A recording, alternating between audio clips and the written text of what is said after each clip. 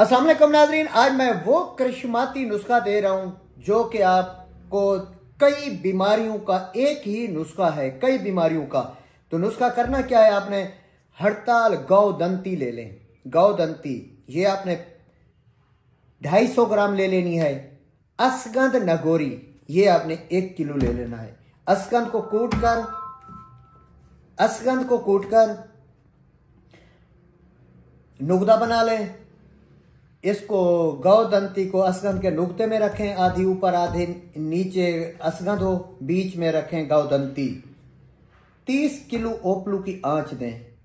कुश्ता आपका तैयार है। अब मैं आपको बता दूं किस किस मर्ज पे ये काम करता है। जरा ये नुस्खा मैं आपको सिलान रहम के लिए 1 या 2 चावल मगज जायफल के हमरा सुबह शाम पानी से इस्तेमाल कराएं।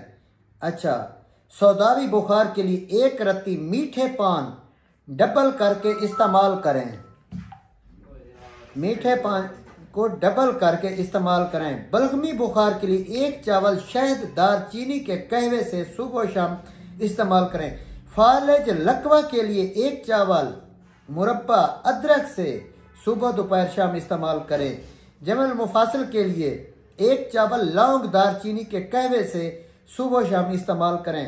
नकरस यूरिक एसिड के लिए 1 चावल हमरा अजवाइन देसी के कहवे में आप सुबह शाम इस्तेमाल करा सकते हैं। लर्जा बुखार के लिए 1 चावल हमरा अजवाइन देसी सौंफ के कहवे से सुबह शाम इस्तेमाल करें।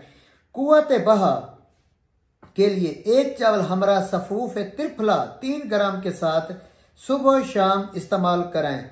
असहाल संगरहनी दस्त के लिए 1 चावल सफूफ लौंग निस्फ रत्ती से सुबह शाम इस्तेमाल करें। आशोब चश्म के